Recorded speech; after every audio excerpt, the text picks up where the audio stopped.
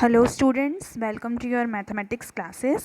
इस क्लास में हम अपना 8.2 का इंट्रोडक्शन स्टार्ट कर रहे हैं सबसे पहले, जिसमें हमें करना है relating all units of length. Previous videos में जो कि 8.1 से रिलेटेड एक्सरसाइज से थी, उसमें हमने सीखा था कि हम किस तरह से बेसिक यूनिट्स का कंपैरिजन अदर यूनिट से कर रहे थे। इस एक्सरसाइज में हम बेसिक यूनिट के साथ साथ आपस में सभी यूनिट्स का एक दूसरे से क्या रिलेशन है और उन्हें कन्वर्जन करने के लिए हमें कौन से रूल अप्लाई करने हैं और किस डिजिट से मल्टीप्लाई या डिवाइड करना है वो हम सीखेंगे। रूल्स सभी कन्वर्जन, चाहे कन्वर्जन आपको कोई भी करना हो, यूनिट ऑफ कन्वर्जन जहाँ भी आ जाए, रूल्स ये 2 रूल्स ही अप्लाई होंगे, SBD rule and BSM rule. It means small to big अगर आपको कन्वर्जन करना है तो वहाँ हम डिवाइड ऑपरेशन यूज़ करते हैं, और डिवाइड तो करना ही होता है, और एक कोई नंबर होता है जिससे हम डिवाइड करते हैं, वो हम आज पता लगाएंगे अगर हम अदर यूनिट से हम चेंज कर रहे हैं। और BSM rule, big to small अगर हम चेंज करते हैं यूनिट्स को तो हमें क्या ऑपरेशन अप्लाई करना होता है, मल्टीप्लाई। तो हम देखते हैं कि अदर यूनिट्स का आपस में रिलेशन क्या है। सबसे पहले तो आपको पता है मीटर हमारी जो है बेस यूनिट है, जो ये डेकामीटर, हेक्टोमीटर, किलोमीटर है, ये हमारी बेस यूनिट से 3 बिग यूनिट्स हैं। डेसीमीटर, सेंटीमीटर एंड मिलीमीटर ये हमारी बेसिक यूनिट से स्मॉलर यूनिट्स हैं। अब हमें ये भी इंट्रोडक्शन में हमने पढ़ा हुआ है, अब हमने एक दूसरे का रिलेशन निकालना है हर यूनिट के साथ, तो वो देखते हैं। अब देखिए, आपको पता है मीटर जो है वो वंस प्लेस पे है, प्लेस वैल्यू चार्ट भी हमने कर लिया, tens, hundred, thousand, tenth, hundred and thousand place, ये भी आपको पता है, प्रीवियस वीडियो में ये आपको मिल जाएगा अगर किसी को नहीं पता तो। अब देखिए, हर स्टेप हम देखते हैं कि कौन कितना टाइम्स उससे बिग है। तो ये देखिए, अभी आप अगर हम ये देखें, मीटर जो है वंस प्लेस पे है और डेकामीटर 10 प्लेस पे है, यानी अगर हम मीटर टू डेकामीटर जाते हैं, यानी हमने 1 मूव लिया, 1 स्टेप गए हम, 1 स्टेप की वैल्यू कितनी इंक्रीज हो गई, 10 टाइम्स। कैसे? क्योंकि मीटर वंस पे है और डेकामीटर किस पे था, टेंस पे, यानी जब आप मीटर को 10 टाइम्स ले लोगे तब आपका वो क्या बनेगा, 1 डेकामीटर बनेगा। इट मीन्स जो आपका डेकामीटर है वो आपका 10 टाइम्स बिग है, यानी 1 स्टेप की यहाँ पे आपको वैल्यू क्या मिली, मल्टीप्लाई 10। यानी जब हम मीटर को डेकामीटर की तरफ लेके जाएंगे तो हमें उसको 10 टाइम्स लेना होगा, तो 1 स्टेप का मूव कितना बना, 10। अब हम यहाँ कंपैरिजन सिर्फ मीटर से ही नहीं लेके चलेंगे, क्योंकि मीटर से तो हमने comparison previous place value chart में पढ़ लिया था। अब हम देखते हैं डेकामीटर टू हेक्टोमीटर अगर हम जाएंगे तो हमारी वैल्यूज़ क्या आएंगी। तो देखिए, हमने मीटर टू हम डेकामीटर गए थे तो हमें पता चल गया 10 टाइम्स हमारी वैल्यू आ गई। अब हमने जाना है डेकामीटर टू हेक्टोमीटर। आपको पता है डेकामीटर से हेक्टोमीटर में भी क्या है, 1 स्टेप है, हमने 1 स्टेप मूव किया, ये 1 प्लेस था, डेकामीटर 10 प्लेस पे और हेक्टोमीटर 100 प्लेस पे। तो आपका 10 प्लेस से आप 100 प्लेस पे जा रहे हो, यानी डेकामीटर से जब हम हेक्टोमीटर की तरफ चलते हैं, टेंस क्या होता है, 10, और 100 क्या होता है, 100। यानी आप अपने नॉर्मल लाइफ में देखिए, जब आपके पास 10 रुपीज़ हैं और आपको 10 रुपीज़ के नोट यूज़ करके 100 रुपीज़ बनाने हैं, तो आपको 10 के कितने नोट चाहिए, 10 नोट चाहिए। जब आपके पास 10 के 10 नोट्स आ जाएंगे तो आपका क्या बन जाएगा, वो 100। इसी तरह से ही डेकामीटर जो है वो आपका क्या है, 10 है, और आपको कहाँ लेके जाना है, 100। तो आपको अपने 10 को कितने टाइम्स लेना होगा, 10 टाइम्स, तब जाके आपका जो 1 डेकामीटर है, सॉरी, जो आपका डेकामीटर है वो हेक्टोमीटर के इक्वल हो जाएगा जब आप 10 टाइम्स डेकामीटर को लोगे। तो यानी यहाँ पे भी आपके स्टेप की 1 मूव की वैल्यू क्या आई, 10। इट मीन्स जब आपने डेकामीटर को, जो भी आपका डेकामीटर था उसको जब आप 10 टाइम्स ले लेंगे तो आपके स्टूडेंट्स, जब आप अपना डेकामीटर जो है आप 10 टाइम्स लेंगे तो आपका हेक्टोमीटर बन जाएगा।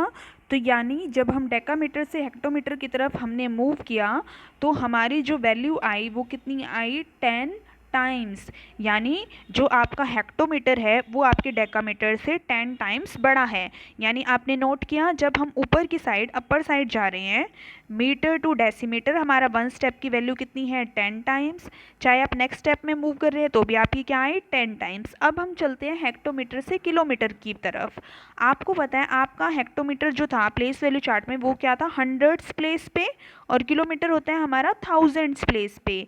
अब आप देखिए, अगर आपकी जनरल लाइफ में आपके पास 100 रुपीज़ के नोट्स हैं और आपको क्या बनाना है, उन्हें 1000 बनाने हैं, मतलब कितने आप 100 के नोट्स लें कि आपके वो 1000 रुपीज़ बन जाएं, तो आपको कितने लेने पड़ेंगे, कितनी बार लेने पड़ेंगे, वो 10 टाइम्स। तो आपका क्या बन जाएगा 1000। ये आपको मल्टीप्लाई मैंने 0 0 वाली सिखा दी थी, डिजिट की मल्टीप्लाई कीजिए, 1 इंटू 1 क्या आ गया 1, और सभी जीरोस को लिख दीजिए। कितने जीरो हैं यहाँ पे 1 2 3, तो ये क्या बन गया 1000।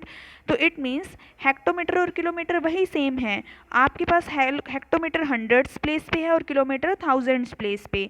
तो आपको 100 से 1000 पे बनाना है, तो यानी हेक्टोमीटर कितनी बार आपको रिपीट करने पड़ेंगे 10 टाइम्स। जब आप 10 हेक्टोमीटर ले लोगे तब वो आपका क्या बन जाएगा 1 किलोमीटर। यानी हमने यहाँ पे हर स्टेप में देखा कि हर स्टेप अपने पहले वाले स्टेप से 10 टाइम्स बिग है, और या फिर इसका अपोजिट कहें तो नीचे वाला स्टेप अपने ऊपर वाले स्टेप से 10 टाइम्स छोटा है।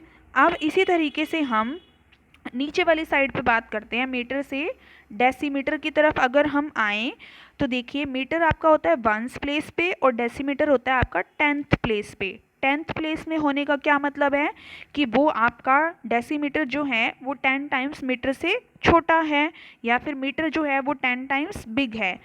तो जब आप डेसीमीटर को 10 टाइम्स लोगे तब जाके आपका 1 मीटर बनेगा। तो इस मूव की हम अभी ऊपर नीचे से ऊपर जा रहे हैं, तो डेसीमीटर से मीटर की तरफ चले तो क्या आया मल्टीप्लाई 10, यानी 1 मूव। आप ये नोटिस कीजिए कि प्लेस वैल्यू चार्ट में हर मूव का जो वैल्यू है वो क्या है 10 का मल्टीपल है।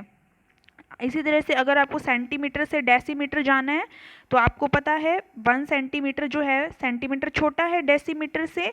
जब आप 10 टाइम्स सेंटीमीटर को लोगे तब जाके आपका 1 डेसीमीटर बनेगा, तो ये भी मल्टीप्लाई बाय 10। इसी तरह से मिलीमीटर से सेंटीमीटर जाना है आपको, तो आपको 10 मिलीमीटर लेने पड़ेंगे, जैसा कि स्केल में भी होता है 1 लिखा होता है और 2, इनके बीच में 10 लाइंस बनी होती हैं। तो 10 जब मिलीमीटर कंप्लीट हो जाते हैं तब आपका 1 सेंटीमीटर कंप्लीट हो जाता है। तो आपको मिलीमीटर भी कितने लेने पड़ेंगे 10, यानी हर मूव अपने आप में 10 टाइम्स बिग या फिर 10 टाइम्स स्मॉल है। अब इसी तरह से अगर हमें कंजिक्यूटिव मतलब क्या होता है लगातार, प्लेस वैल्यू चार्ट के अकॉर्डिंग कंजिक्यूटिव यूनिट्स में चेंज नहीं करना, एक दूसरे में चेंज करना है। सपोज आपका क्वेश्चन है कि आपको हेक्टोमीटर से डेसीमीटर में चेंज करना है, तो आपको कैसे पता चलेगा कि हमें हेक्टोमीटर से डेसीमीटर में, सबसे पहले तो रूल्स तो हमारे यही रहेंगे एसबीडी और बीएसएम। आप देखिए अगर हमें हेक्टोमीटर से डेसीमीटर की तरफ आना है, हेक्टोमीटर बड़ी यूनिट है हमारे डेसीमीटर से, यानी हम किस साइड आ रहे हैं big to small. Big to small हमें क्या करना होता है मल्टीप्लाई करना होता है। अब हम मल्टीप्लाइंग किससे करेंगे, तो हम डिजिट कैसे निकालेंगे मूव्स को काउंट करके। अब हेक्टोमीटर से डेसीमीटर के आने में हमारे कितने मूव्स लगते हैं वो हम देखते हैं। मूव्स देखिए कितने लगे, हेक्टोमीटर से पहले आए डेकामीटर 1 मूव, डेकामीटर से मीटर 2 मूव, मीटर से डेसीमीटर 3 मूव्स, 3 मूव्स आना पड़ा हमें। और हर मूव की वैल्यू अभी हमने हर स्टेप की वैल्यू पढ़ी थी 10 टाइम्स है। हम कितने मूव्स चल के आए हैं 3 टाइम्स, तो 3 टाइम्स 10 अगर आप करोगे तो देखो 3 टाइम्स हमें क्या करना है 10, तो देखिए